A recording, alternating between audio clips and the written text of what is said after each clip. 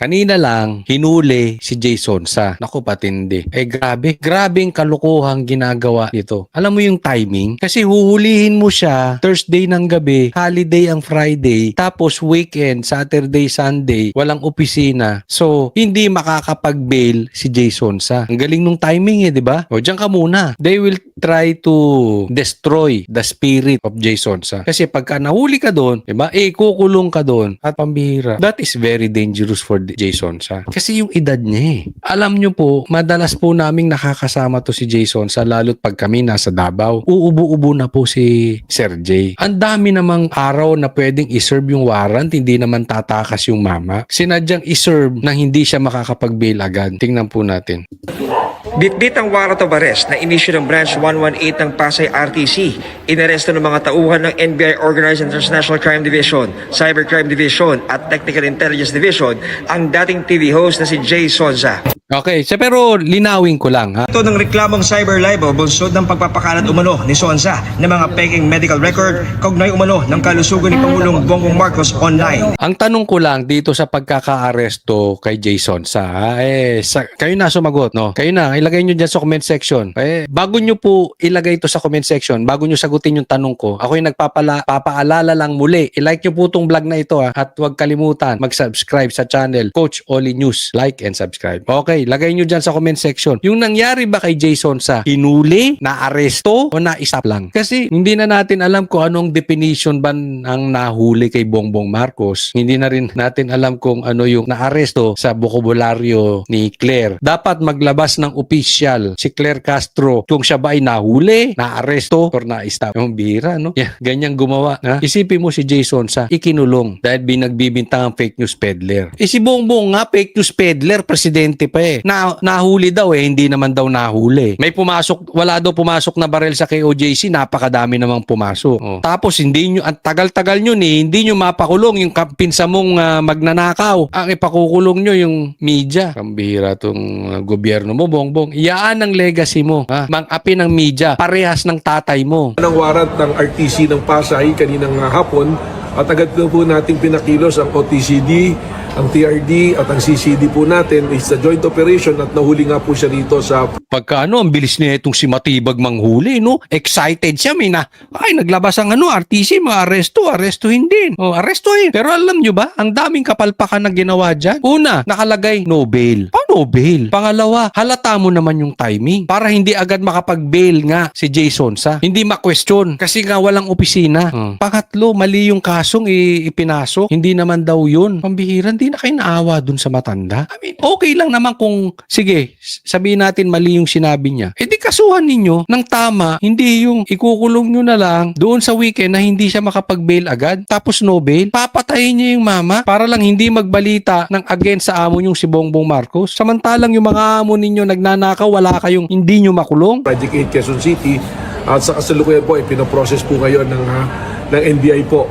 Ito po kaugnay sa kaso niya ng paglabag ng cyber law natin na may kinalaman po sa pagpapakalat ng maling balita sa ating pong Pangulo at ito nga po kaso niyang to, no-bail po ito. Ayon kay Sonza, mapapiyansa na dapat siya nang biglang inabutan ng NBI agents sa kanyang tirangan sa Quezon City. I know this is all set up, so don't worry. Do you expect this to happen? No, I was ready to post my bail kanina. Opo. Kaya lang, wala pang warrant kanina Okay. That's why I'm surprised they have a warrant tonight. The judge was not supposed to be in the office kanina. Okay po. And it was supposed to be a bailable, hindi siya nakalagay dito, non-bailable. We know the process naman Ano masasabi niyo din, sir? No, we will go through the process, no problem. Handa naman daw si Sonza na tumalima sa proseso na kakibat ng kanyang pagkakaresto.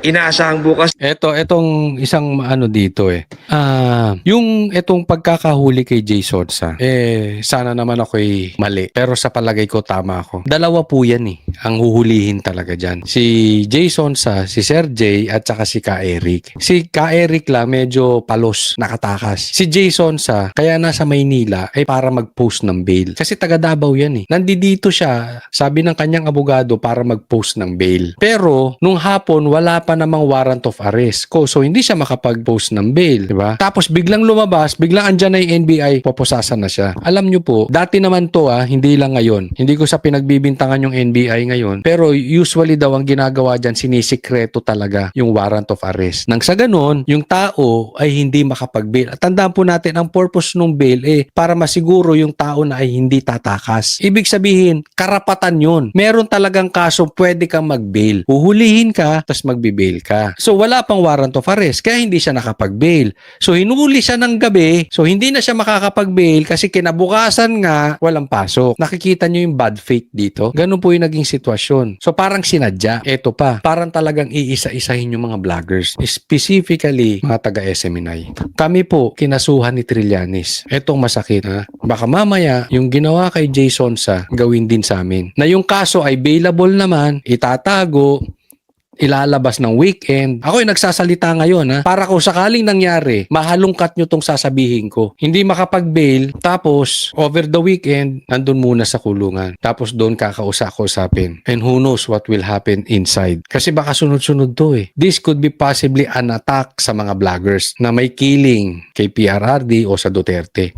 Or also, at the same time, or attack sa SMNI. SMNI po yan dalawa, si Ka Eric tsaka si Tapos kaming Banateros lahat may kaso. Kinasuhan. Except si J. Guevara na lang. Diba? Mukhang si J. Guevara maiiwan sa amin. Pambihira. So, I hope pag kami tutuloy namin yung laban namin. Hindi po kami uurong dito. Tulungan po tayo. But hopefully, kung mangyari po yan, suportahan natin. Suportahan natin si Jason sa ako'y nananawagan sa inyo. Suportahan nyo kami. Ang sa amin lang naman, yung binalita ni Jason sa FYI pala, hindi ko binalita yon. Pero kami, patuloy namin isisiwalat. Kailangan masugpo ang mastermind ng Ghost Project at saka flood control scandal ng mga maleta. Dahil yan ang nagpapahirap sa Pilipinas. Wag naman sana na pag-initan ang media. Ang pag-initan nyo, sir, yung maleta boys. Yun ang mga pag-initan ninyo.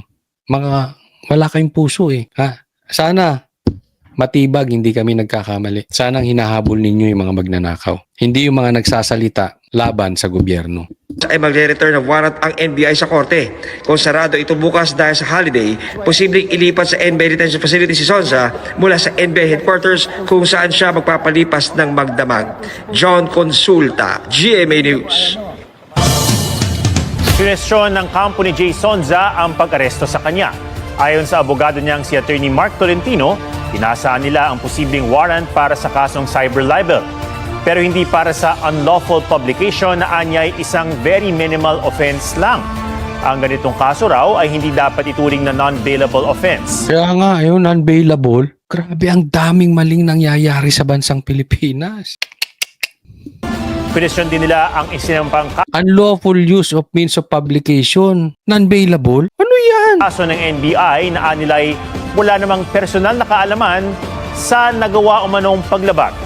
Giit ni Attorney Tolentino, ang NBI ay hindi direktang biktima ng kontrobersyal na publication bagamat may kapangyarihan nitong mag-imbestiga. Pinisyon din nila ang pagsasampa ng kaso sa Pasay RTC gayong ang sinasabing apektadong opisina ay nasa Maynila. Oh, 'di ba?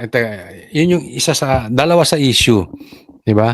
Ang nagsampa NBI, samantalang ang affected dito si Bongbong Marcos. So ang NBI ba ay tagapagtanggol ni Bongbong Marcos o tagapagtanggol dapat ng taong bayan? Yes, may karapatan sila mag-imbestiga. Pero hindi nga nagrereklamo si Bongbong Hindi nga complainant si Bongbong Marcos NBI lang to. Pangalawa, hindi dapat sa Pasay sinerve dahil ang complainant sa Malacanang, sa Maynila, sa ibang lugar. Diba? Hindi ko alam kung ano yung eksaktong lugar pero ang punto rito ng abogado, iba yung lugar ni Bongbong Marcos, iba kung saan nahuli si Jason sa iba sinampa. Naiintindihan po? Saan katutak ang mali na nangyari dyan kay panghuhuli kay Jason sa? Hindi na nga tama na bakit may media agad. Napansin ninyo, manghuhuli may media agad. Talagang gusto nilang mambaboy. Manghuhuli, papakita mo pa ipinoposas. Tapos merong nilabas na picture na mugshot. Diba? Voluntaryo rin daw na sumuko ang kanyang kliyente para harapin ang mga kaso at wala raw itong intensyong magtago. We believe, our team believe na may pagkakamali sa court. Bakit nag-issue sila ng warrant of arrest na itong kaso na ito, bail is not required. Bail is not required is different from a non-bailable offense. We will file a proper manifestation sa court na to issue an order informing or requiring the NBI to release immediately